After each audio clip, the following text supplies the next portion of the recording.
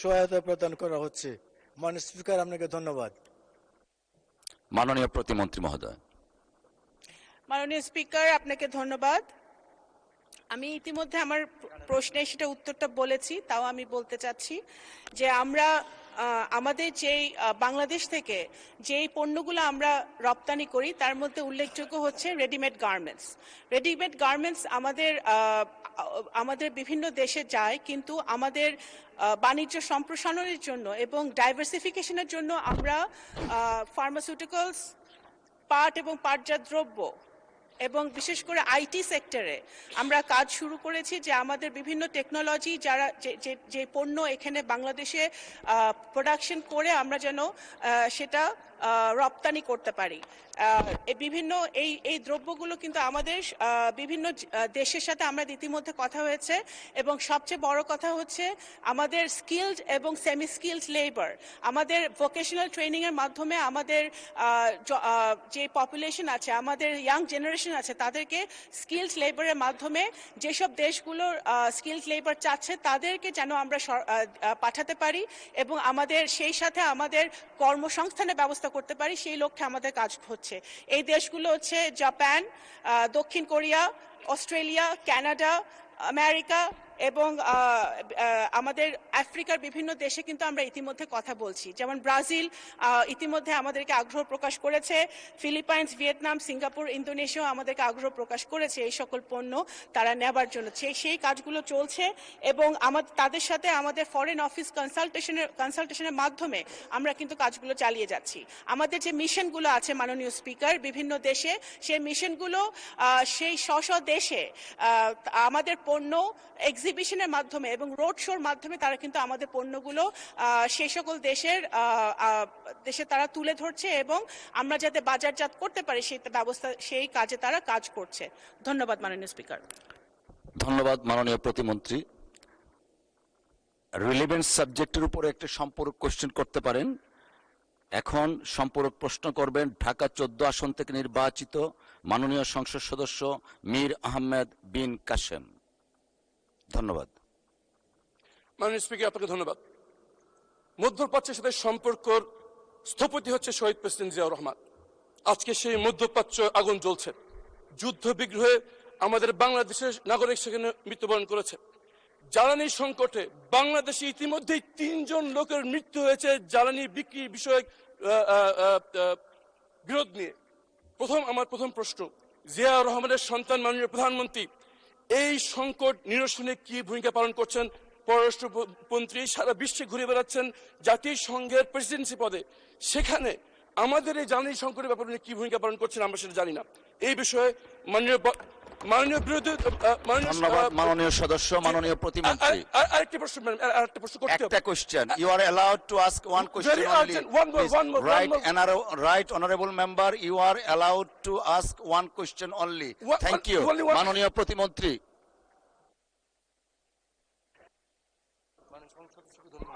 মাননীয় স্পিকার, আমাদের মাননীয় সংসদ সদস্যকে ধন্যবাদ জানাই।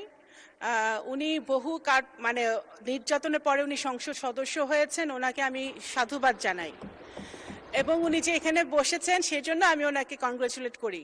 কিন্তু উনি তো ব্যারিস্টার মানুষ, লয়ার মানুষ, ওনার সম্পূরক প্রশ্নের অর্থ বোঝা উচিত, কারণ সম্পূরক প্রশ্ন এটা ছিল না।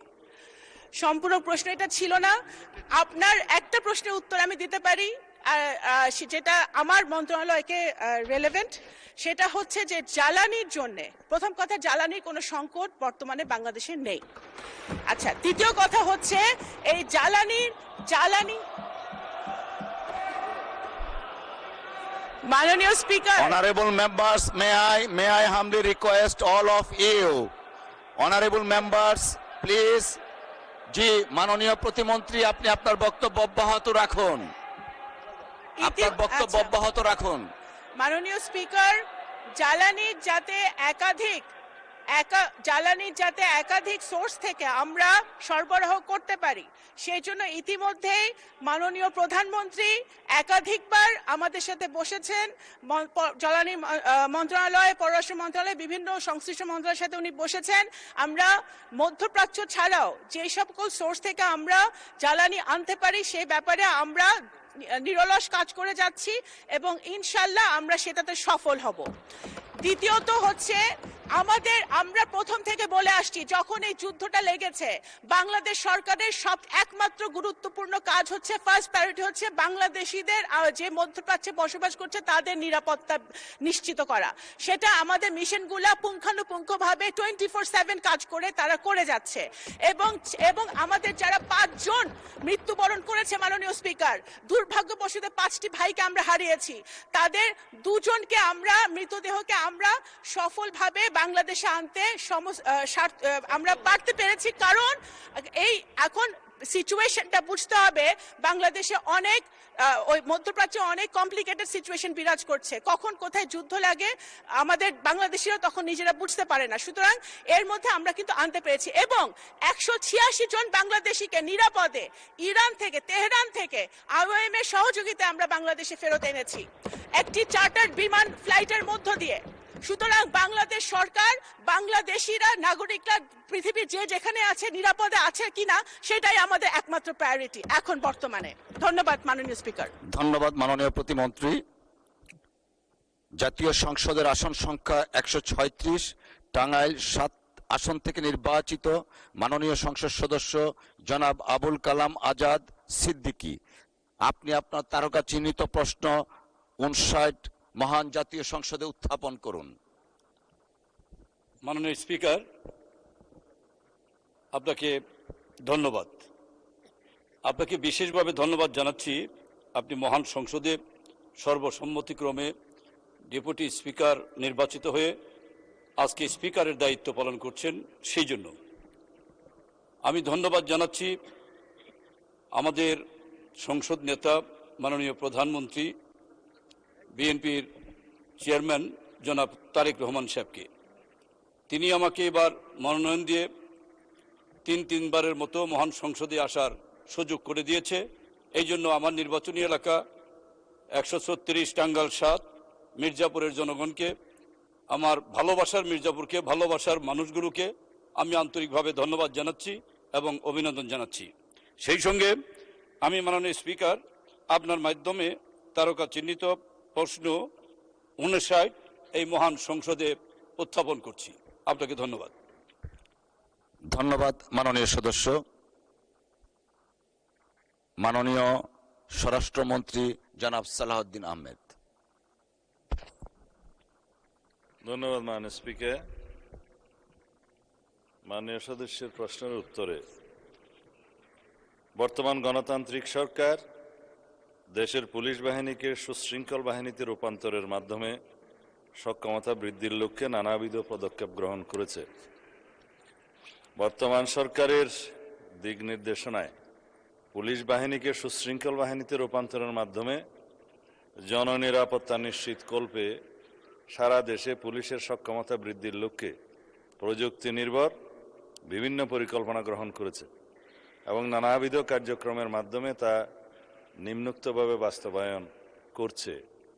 1. জনগণের নিরাপত্তা নিশ্চিতকল্পে বাংলাদেশ পুলিশের দীর্ঘমেয়াদী প্রেক্ষিত পরিকল্পনা, মধ্যমেয়াদী কৌশলগত পরিকল্পনা এবং স্বল্পমেয়াদী বার্ষিক পরিকল্পনা প্রণয়ন করা হচ্ছে। আধুনিক যুগোপযোগী ও প্রযুক্তিতে দক্ষতা বৃদ্ধির লক্ষ্যে পুলিশ সদস্যদের দেশ ও বিদেশে যুগোপযোগী প্রশিক্ষণ প্রদানের প্রক্রিয়া অব্যাহত রয়েছে। এছাড়া আধুনিক প্রশিক্ষণ কেন্দ্র, যানবাহন, যন্ত্রপাতি ও অন্যান্য সরঞ্জাম আদি সংযোজন অব্যাহত আছে। 3. বৈজ্ঞানিক পদ্ধতিতে তদন্ত প্রক্রিয়া এবং প্রযুক্তির সুবিধা ব্যবহার করে জনগণের নিরাপত্তা নিশ্চিত করার জন্য বিভিন্ন কার্যক্রম অব্যাহত রয়েছে। 4. গুরুত্বপূর্ণ স্থানে সিসি ক্যামেরা স্থাপন এবং তথ্য প্রযুক্তির সহায়তা নিয়ে অপরাধী শনাক্তকরণ ও তাদের আইনের আওতায় নিয়ে আসার কার্যক্রম অব্যাহত রয়েছে। CDMS এর মাধ্যমে রেকর্ডকৃত মামলা, অপরাধীদের তথ্য সংরক্ষণ করা হচ্ছে, যা মামলা তদন্ত কার্যক্রম ও তদন্ত মনিটরিংয়ে সহায়তা করছে। থানায় অনলাইন জিডি ও অনলাইন পুলিশ ক্লিয়ারেন্স চালু করা হয়েছে। ধন্যবাদ মাননীয় স্পিকার। মাননীয় মন্ত্রী আপনাকে ধন্যবাদ। মাননীয় সদস্য জনাব আবুল কালাম আজাদ সিদ্দিকী একটি সম্পূরক প্রশ্ন করতে পারেন দয়া করে। ধন্যবাদ। মাননীয় স্পিকার, আপনাকে ধন্যবাদ। বিগত ফ্যাসিস্ট এবং মাফিয়া সরকারের অধীনে পুলিশ বাদী হয়ে আমাদের নামে যে মামলাগুলি করেছে, আমাদের নেতাকর্মীদের নামে যে মামলাগুলো করেছে, অনেক মামলায় এখন পর্যন্ত নিষ্পত্তি হয়নি। পুলিশ বাদী হয়ে মামলা করার ফলে তারা এখনো কোর্টের বারান্দা দিয়ে ঘুরছে। পুলিশ সেই মামলাগুলো প্রত্যাহার বা আইনগতভাবে সিদ্ধান্ত নিয়ে নেতাকর্মীদের হয়রানির হাত থেকে রক্ষা করা উচিত বলে আমি মনে করি। দ্রুত সময়ের মধ্যে এই মামলা থেকে তাদের রক্ষা দেওয়া উচিত। সেই সঙ্গে আমার নির্বাচনী এলাকা টাঙ্গাইল ৭, ৪ আগস্ট ২০২৪ পুলিশের সঙ্গে যখন বিরোধ চলছিল, পুলিশ মিছিল করতে দিবে না, সরকারের বিরুদ্ধে পুলিশ যখন মিছিল করতে দিবে না, মাননীয় সদস্য দয়া করে আপনি সম্পূরক কোশ্চেন করেন, স্টেটমেন্ট না, প্লিজ। রাজপথে মিছিল করছিল, এমন সময় পুলিশ গুলি করে আমাদের হিমেল নামে যুবদলের এক কর্মীকে 2টি চোখ অন্ধ করে দেয় এবং একজন রাস্তায় মৃত্যুবরণ করে। সেই পুলিশের নামে আমরা মামলা করেছি। আমার জানা মতে এখনো তাদের সেই ওসির বিরুদ্ধে কোনো ব্যবস্থা হয়নি। আমার জানা মতে সেই পুলিশের বিরুদ্ধে কোনো ব্যবস্থা গ্রহণ করা হয়নি এবং তাদের বিরুদ্ধে অনতিবিলম্বে ব্যবস্থা গ্রহণ করা প্রয়োজন বলে আমি মনে করি। মাননীয় স্বরাষ্ট্রমন্ত্রী, আপনি দয়া করে এই বিষয়টি আমাদেরকে নিশ্চিত করবেন। আমরা আর এগুলো দেখতে চাই না। ধন্যবাদ আপনাকে। মাননীয় মন্ত্রী। মাননীয় স্পিকার, মাননীয় সদস্যের প্রশ্ন ছিল পুলিশ বাহিনীকে কিভাবে সুশৃঙ্খল বাহিনীতে রূপান্তর করা যায় জনগণের নিরাপত্তা এবং কল্যাণ করার জন্য। যে প্রশ্ন উত্থাপিত হয়েছে এটা একটা বিশাল রাজনৈতিক প্রশ্ন। আমি আশা করি মাননীয় সদস্য আর কোনোদিন এটা হয়তো একটা নোটিশ আকারে যদি আনেন অথবা প্রশ্নোত্তর পর্বে যদি আপনি প্রশ্ন নিয়ে আসেন, আমি বিস্তারিত লিখিত এবং এখানে বক্তব্য দিতে পারবো। তবে যেহেতু এটা রেকর্ডে থাকবে সেই জন্য বলি, বিগত আওয়ামী ফ্যাসিস্ট সরকারের আমলে 2007 থেকে 2009 বাদই দিলাম, 2009 থেকে 2024 পর্যন্ত ছাত্র গণ অভ্যুত্থান সংগঠিত হওয়ার আগ মুহূর্ত পর্যন্ত বা সংগঠিত হওয়া পর্যন্ত যে সমস্ত গায়েবী মামলা, মিথ্যা রাজনৈতিক মামলা এবং যে সমস্ত গুম খুন অপহরণ সহ যে সমস্ত অনাচার অবিচার এদেশের জনগণের উপরে হয়েছে, তার সাথে আপনারা সবাই জানেন তৎকালীন ফ্যাসিবাদী সরকারের নির্দেশে পুলিশ বাহিনীর কিছু কিছু সদস্য তাদের সেই পুলিশ নির্দেশ পালন করেছে। 5ই আগস্ট, আপনি 4 আগস্টের কথা বললেন, টাঙ্গাইলের একটি ঘটনা, দুঃখজনক ঘটনার, সেইটি তারই একটি অংশ এবং সে ব্যাপারে মামলা দায়ের করা হয়েছে। তার অগ্রগতি সম্পর্কে যদি বিস্তারিত জানতে চান দয়া করে আরেকদিন একটি নোটিশ আনবেন, আমি সেই স্পেসিফিক মামলা সম্পর্কে আপনাকে অবহিত করতে পারবো। তবে মহান জাতীয় সংসদের সকল সদস্যদের অবগতির জন্য জানাচ্ছি, আমরা দায়িত্ব গ্রহণ করার পরে প্রথম কাজ হিসাবে করেছি, বিগত ইন্টারিম গভর্নমেন্টের সময় কিছু মামলা প্রত্যাহার করা তো হয়েছে, সেই মামলাগুলো আমরা সরকারি দল, বিরোধী দল সহ অন্যান্য রাজনৈতিক কর্মী, অন্যান্য রাজনৈতিক দল, পেশাজীবী, সাংবাদিক সহ বিভিন্ন শ্রেণী পেশার মানুষের বিরুদ্ধে দায়েরকৃত মিথ্যা কিছু সংখ্যক মামলা প্রত্যাহার করা হয়েছে আবেদনের প্রেক্ষিতে, সেটা যাচাই বাছাই করে। কিন্তু সেখানে সকল মামলা অন্তর্ভুক্ত ছিল না। যেমন হত্যা মামলা, অপহরণ মামলা, তারপরে মাদকদ্রব্য, তারপরে অস্ত্র মামলা ইত্যাদি এবং নারী নির্যাতন মামলা, ধর্ষণ মামলা, এগুলো কোনো কিছুই এখানে অন্তর্ভুক্ত ছিল না, কিছু বাদ ছিল।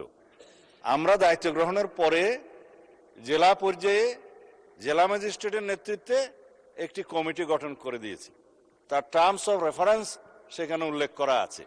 আমি সেটা প্রেস ব্রিফিংয়েও বলেছিলাম, সেখানে কোনো শ্রেণী বিভেদ করে না কোনো মামলার। আমরা বলেছি 2009 থেকে 2024 পর্যন্ত, গণ অভ্যুত্থানের আগ পর্যন্ত যে সমস্ত মামলা হয়েছে রাজনৈতিক উদ্দেশ্য প্রণোদিত আওয়ামী সরকারের সময়ে, সকল মামলার মধ্যে প্রত্যাহার করার জন্য সেই কমিটির কাছে আবেদন করবেন, এফআইআর, চার্জশিট সহ অন্যান্য তথ্যাদি যেগুলো এই ফরম্যাটে চাওয়া হবে। তখন সেই কমিটি স্ক্রুটিনি করে সেটা মন্ত্রণালয়ে প্রেরণ করবেন। আইনমন্ত্রীর নেতৃত্বে একটি কমিটি করে দেয়া হয়েছে, সেই কমিটিতে সেটা যাবে। তারা যেটা সাজেস্ট করবেন, পরামর্শ দিবেন, সেই মতে সিআরপিসি 494 অনুসারে মামলা প্রত্যাহারের ব্যবস্থা আমরা গ্রহণ করব ইনশাআল্লাহ। ধন্যবাদ। ধন্যবাদ মাননীয় মন্ত্রী। একটি সম্পূরক প্রশ্ন আমরা অ্যালাউ করছি। রংপুর 4 আসন থেকে নির্বাচিত মাননীয় সংসদ সদস্য জনাব আক্তার হোসেন। আমরা একটু উইথ কাইন্ড রিমাইন্ডার, সম্পূরক প্রশ্নটা হচ্ছে মূল প্রশ্নের সাপ্লিমেন্ট করা। আমরা যেন মূল প্রশ্নের সাথে থেকে সম্পূরক প্রশ্নটা করি, ডিফারেন্ট কোয়েশ্চেন না। Thank you. মাননীয় স্পিকার, পুলিশ বাহিনীকে সুশৃঙ্খল বাহিনী হিসেবে গড়তে হলে পুলিশ বাহিনী কর্তৃক কৃত ইতিপূর্বের যে বিশৃঙ্খলাগুলো আছে সেগুলোর সুরাহা হওয়া প্রয়োজন। সেক্ষেত্রে গত 16 বছর ধরে পুলিশ বাহিনীর ভিতর থেকে, অর্থাৎ আইন অমান্য করে পুলিশ যা কিছু করেছে, বিশেষত জুলাইতে পুলিশেরা, তাদের বাহিনীর অনেকেই আছেন যারা খুবই স্বপ্রণোদিত হয়ে নানা ধরনের হত্যাযজ্ঞে তারা অংশগ্রহণ করেছেন, মানুষের উপর নির্যাতন নিপীড়ন করেছেন। সেই বিষয়গুলোতে বিচার বিভাগীয় তদন্ত, বিচার বিভাগের কার্যক্রমের বাইরে এসে স্বরাষ্ট্র মন্ত্রণালয় তার ডিপার্টমেন্টাল কোনো পদক্ষেপ গ্রহণ করবে কিনা, এবং এই মুহূর্তে পুলিশ হত্যা নামক একটা ফ্রেম ব্যবহার করা হচ্ছে আওয়ামী লীগের তরফ থেকে আগস্টের এই ঘটনা প্রবাহের ভিত্তিতে। আমরা সেক্ষেত্রে স্বরাষ্ট্রমন্ত্রীর কাছে স্পষ্টভাবে জানতে চাই, এই যে একটা বিশৃঙ্খলা তৈরি করা হচ্ছে পুলিশ বাহিনীর ভিতরে, সেক্ষেত্রে এটা যে ঘাতক, তারা যে ঘাতক ছিল, তাদের যে এক ধরনের শাস্তির বিধান হয়ে গেছে, সেই বিষয়ে যে অস্পষ্টতা তৈরি হয়েছে, সেই বিশৃঙ্খলাগুলো দূরীকরণে স্বরাষ্ট্র মন্ত্রণালয়ের পক্ষ থেকে কোনো উদ্যোগ আছে কিনা আপনার মাধ্যমে জানতে চাই। ধন্যবাদ মাননীয় মন্ত্রী মহোদয়। ধন্যবাদ মাননীয় স্পিকার। আমি ইচ্ছে করলে মাননীয় সদস্যকে একটা আলাদা নোটিশ দেওয়ার জন্য আহ্বান করতে পারতাম, কিন্তু এটা একটা বিশাল রাজনৈতিক প্রশ্ন। যেমন জুলাই যোদ্ধাদের ইনডেমনিটি দেওয়ার বিষয়ে, আইনি এবং সাংবিধানিক সুরক্ষা দেওয়ার বিষয়ে জুলাই জাতীয় সনদে আমরা অঙ্গীকার আবদ্ধ হয়েছি। অঙ্গীকার নামার এটা 5 কি 6 নম্বর দফা 6। সেখানে এই ইনডেমনিটি প্রদানের এই অঙ্গীকারের প্রেক্ষিতে বিগত ইন্টারিম গভর্নমেন্টের সময় একটা জুলাই যোদ্ধা সুরক্ষা অধ্যাদেশ নামে একটা অধ্যাদেশ জারি করা হয়েছে। সেটা 133টি অধ্যাদেশের মধ্যে এখানে মহান জাতীয় সংসদে উপস্থাপন করা হয়েছে। আমাদের যে বিশেষ কমিটি গঠন করা হয়েছে সংসদীয়, এই অধ্যাদেশগুলো পরীক্ষা নিরীক্ষা করে রিপোর্ট প্রদানের জন্য আগামী 2 তারিখে সেখানে আমরা আলোচনা করেছি, এবং সুখের বিষয় সর্বসম্মতিক্রমে আমরা এই জুলাই যোদ্ধা সুরক্ষা অধ্যাদেশটা পার্লামেন্টে বিল আকারে উপস্থাপন করে পাশ করার বিষয়ে একমত হয়েছে। নাম্বার 2, যে সমস্ত বিষয়ে আওয়ামী ফ্যাসিবাদী গোষ্ঠী বিভিন্ন ফেসবুক সহ সোশ্যাল মিডিয়াতে দাবি করছে যে এই সমস্ত হত্যাকাণ্ডের বিচার করা হবে কিনা, এবং তারা বিভিন্ন দাবি করছে, আমি সেই বিষয়েও আরেকটি অনুষ্ঠানে বলেছিলাম, তাইলে মুক্তিযোদ্ধাদেরও বিচার করা হবে রাজাকার হত্যার বিরুদ্ধে 1971 সনে।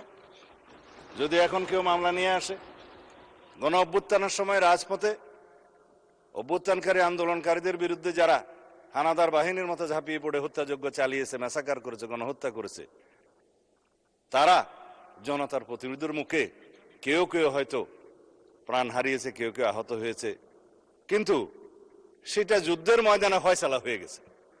এবং সেখানে জুলাই যোদ্ধাদেরকে সুরক্ষা দেওয়ার জন্য যে অধ্যাদেশ জারি করা হয়েছে, সেই বিষয়ে আমরা এই অধ্যাদেশটি এখানে গ্রহণ করার জন্য সবাই সর্বসম্মত হয়েছি। সুতরাং আমার মনে হয় মাননীয় সদস্য আশ্বস্ত হতে পারেন, এই বিষয়ে সারা জাতীয় ঐক্যবদ্ধ একমত। আর অন্যান্য বিষয়গুলো আপনারা যে স্পেসিফিক উল্লেখ করেছেন, পুলিশের বিভিন্ন হত্যাকাণ্ড সম্পর্কে স্পেসিফিক মামলা দায়ের করা হয়েছে, কিছু মামলা আইসিটি কোর্টে হয়েছে, কিছু মামলা সাধারণ আইনে প্যানাল কোডের আন্ডারে বিভিন্ন মামলা আদালতে আছে, সেগুলো ইনভেস্টিগেশন হচ্ছে, কিছু কিছু বিষয়ে চার্জশিটেড হয়েছে এবং ফেসিস শেখ হাসিনার বিরুদ্ধে 2-1টা মামলা এবং তার সহযোগী স্বরাষ্ট্রমন্ত্রী সহ কয়েকজনের বিরুদ্ধে 2-1টা মামলা রায়ও ঘোষিত হয়েছে এবং সেই রায়গুলো সারা জাতি টেলিভিশনের মাধ্যমে একদম লাইভ টেলিকাস্ট করা হয়েছে, আপনারা দেখেছেন। তা আশা করি অন্যান্য মামলাতেও ইনশাআল্লাহ আইসিটি কোর্ট হোক বা অন্যান্য আদালত হোক, আদালত স্বাধীনভাবে তার বিচার কার্য পরিচালনা করবে, সেখানে আমরা কোনো ইন্টারফেয়ার করব না, করতে চাই না। এটাই বর্তমান সুশাসনের, আইনের শাসনের ব্যবস্থা আমরা কায়েম করতে চাই। সুতরাং আমরা অপেক্ষা করি, আইনি প্রক্রিয়া, বিচারিক প্রক্রিয়া কিছু সময় লাগবে, সেটা পর্যন্ত আমরা অপেক্ষা করি। ইনশাআল্লাহ এদেশে সকল গুম, খুন, হত্যাকাণ্ড এবং গণহত্যার বিচার হবেই। ধন্যবাদ। ধন্যবাদ মাননীয় মন্ত্রী। আরেকটি সম্পূরক প্রশ্ন, নোয়াখালী 2 আসন থেকে নির্বাচিত মাননীয় সংসদ সদস্য জনাব জয়নাল আবেদিন ফারুক। মাননীয় স্পিকার, মাননীয় মন্ত্রী 4 গুরুত্বপূর্ণ স্থানে সিসি ক্যামেরা স্থাপন, তথ্য প্রযুক্তি সহায়তা নিয়ে অপরাধী শনাক্তকরণ। আমি বিনয়ের সহিত আপনার মাধ্যমে